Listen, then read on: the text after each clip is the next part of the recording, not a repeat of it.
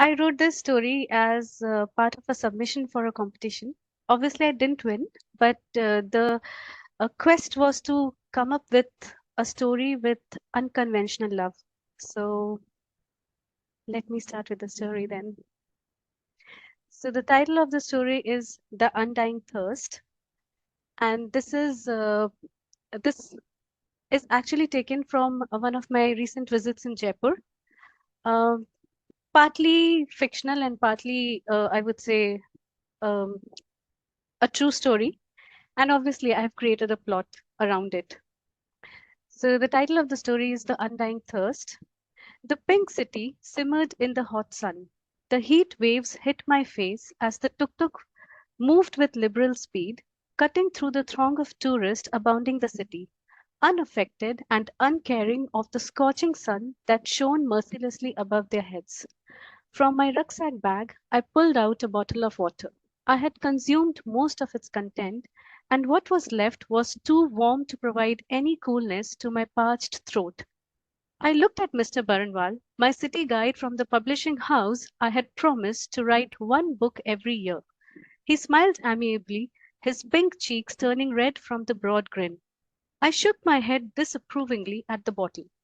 Here, ma'am, let me offer you to taste the sweetest, the most thirst quenching water there is in this whole wide world, he said as he indicated for the tuk tuk driver to stop.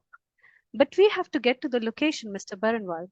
I am in search of a story, and this couple there has promised to narrate me one. I sighed at my inadequacy to come up with an original, unconventional love story, a story that I could call my own. Don't worry, ma'am. We will only take a few minutes, he assured as he jumped off the tuk tuk. I followed him, anxious at what lay ahead, but also thinking my guide to be a rather quirky man. A few steps ahead, I noticed an old woman, a centenarian probably, sitting under a shady tree and serving water out of an earthen pot to the passers by. Mr. Baranwal sprinted towards the woman and bowed down to her reverentially. He motioned for me to join the queue of people awaiting their turn and filed behind me. I observed that one by one, people in the queue walk up to the old woman, bend in front of the earthen pot, join their palms in the shape of a bowl, and touch their lips to it gently. The woman tilts the pot to pour out water generously into the hollow of their palms. She waits for them to drink to their heart's content. A small boy is assisting in refilling the pot at regular intervals. It is free of cost, I surmise, because the woman isn't asking for any money. A few people, however, extend a token of appreciation of their own free will, which the small boy grabs and pockets instantly. The old woman is sweating profusely. However, she seems oblivious to everything but the task at hand. I walked up to her and bent in front of the earthen pot. On a closer look, I saw that her face had shriveled with age, but kindness and compassion were written all over her. In her prime, she must have been a very beautiful woman. Her head was covered with her pallu, and she wore a big, traditional gold nose ring, symbolic of the folklore in the heart of Rajasthan. A pink ruby stone glistened at the center of it. As she poured water into my palms, her hands trembled, but her grip on the pot was unshaken. I drank to my heart's content, and I have to admit that this was the sweetest water I had ever had. My heart felt elated as that of an infant suckling milk joyfully at her mother's chest. A renewed energy coursed through my veins. I bowed down to the woman and moved a few paces away, taking shelter under a shack from the bright sun. I watched Mr. Burnwell bend down likewise and relish multiple soulful gulps. After thanking the woman, he joined me. Mr. Burnwell, I looked at him in awe as I bogged him down with a stack of questions. How can this woman, at her age, manage to serve water to people the whole day? Is it for free? Where does she stay? And who is that small boy with her? Is her family not worried for her? Mr. Burnwell grinned wider than before. Here, ma'am, let me tell you all about her. That alone is going to quench your thirst, I see. Yes, please, I am all ears, I replied earnestly. The woman you see here is Karuna Kaki. No one knows her real name, but people call her thus for the seamless kindness she has been bestowing on mankind for 85 years now. 85 years? Really? My eyes popped out in wonderment. Yes, ma'am. It is said that she lost her husband when she was only 14 years old. She was married at the tender age of 9, as was the tradition for child marriages in those days. Her husband must have been a year or two older than her. When she was 13, she was sent here to Jaipur to her husband's place. It must have been a year or so when her husband, traveling home from a remote village in the interiors of Rajasthan, lost his life due to the wonted, extremely warm conditions and the unavailability of drinking water for a prolonged time. You would agree, ma'am, that there weren't watersheds or piaus such as these then. Clean drinking water supply has only reached the remotest locations in recent times. I wonder how a child of her age would have taken this, I asked. You're right, ma'am, and sometimes it's worse than we can imagine. Both her families abandoned her, believing that she was an ill omen. Superstitions, ma'am, they still go deep down into our roots, remarked Mr. Burnwell, his voice choked with emotions. I heard on in complete silence the sad plight of Karuna Kaki and many small girls like her back in those times, and even today. An acute ache pinched me somewhere near my heart. Since then, she has been serving water to people. I am not sure how she earned her living all these years. Though only a child then, it is believed that she was a very devoted wife.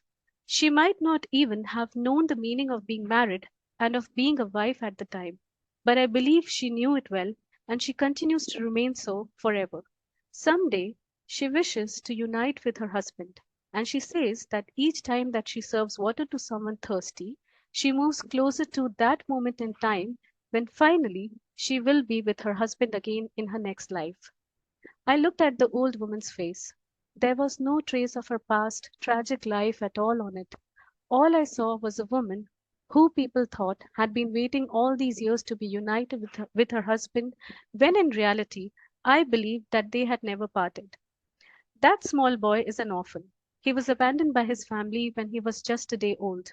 Karuna Kaki found him huddled in a bundle of clothes. Since then, she has been everything to him. And not just Karuna Kaki, added Mr. Burnwell. There are many more who have joined this mission, inspired and moved by Kaki's undying thirst for doing good, and devoted their lives to serving mankind in every little way they can. I looked around and acknowledged that indeed it was so. There were multiple watersheds where people sat, doing their heart's bidding. Mr. Burnwell's chest puffed up with pride. I smiled gratefully at Mr. Baranwal for narrating to me a love story that surpassed all realms of a materialistic world, a love story that is an embodiment of courage and hope, of undying devotion, and an unbelievable connection between a living wife and her dead husband. We sat in the tuk-tuk and continued our journey. Mr. Baranwal looked at his watch and sat back, confident that we were on time for the meeting, where a story awaited to be told, unaware, however, that he had already narrated one to me. Thank you.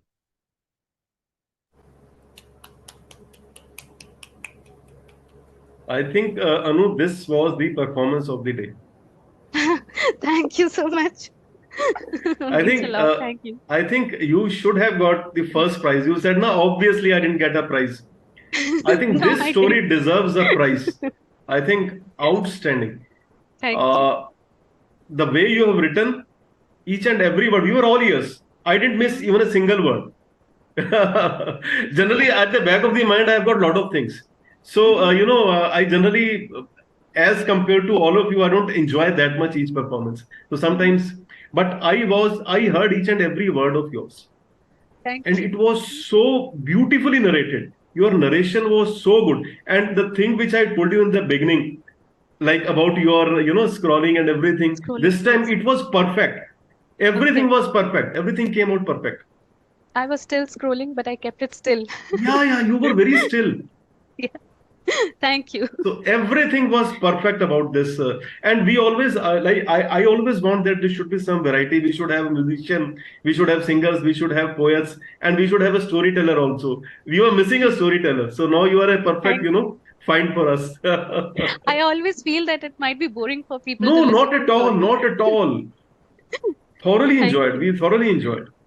Thank you. I'll Thank ask you so much. Lata.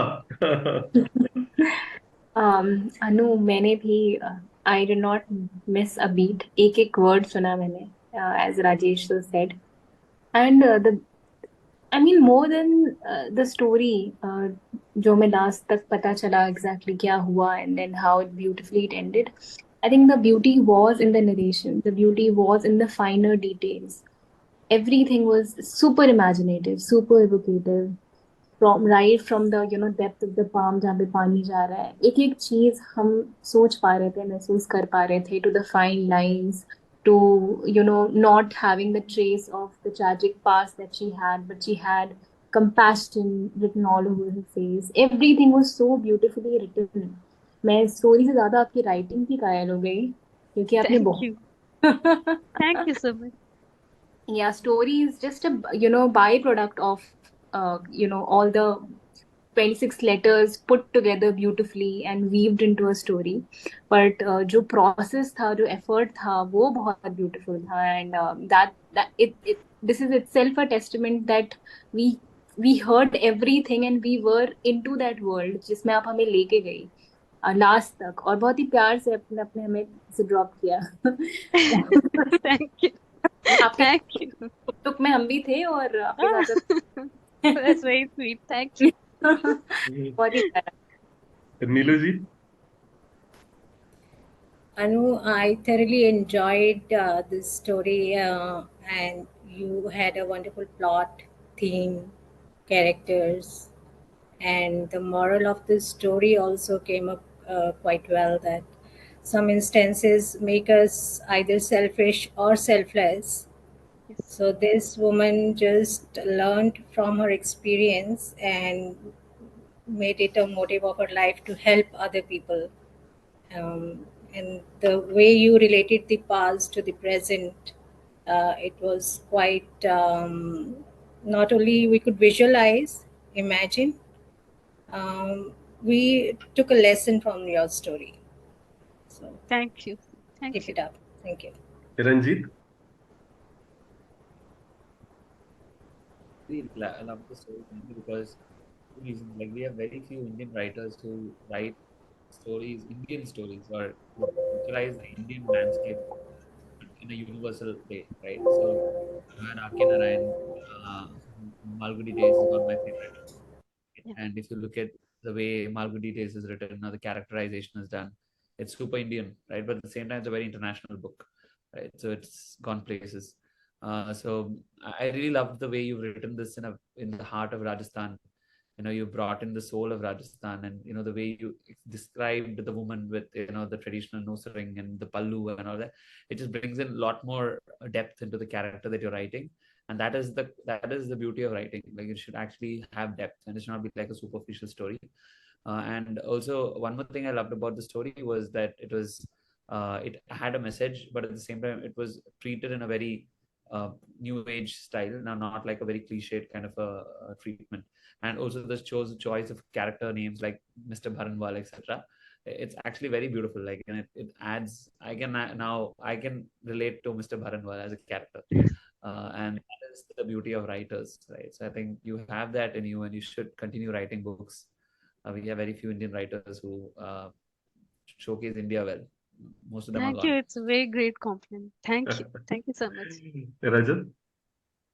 मैंने I've heard you 2 times till now and अच्छी लगती है बहुत ही अच्छी लगती है आपकी performance and I don't know much about story writing but as a listener I believe कि story writing is about first creativity and second narration. In your case both are excellent. This was it. मतलब आप narration I would give first preference. Narration पहला आपका अच्छा है दूसरा story writing तो है ही अच्छी. So all in all it was very much good. Thank you. Thank you so much. Thank Thank you, you. Anu. Thank you so much.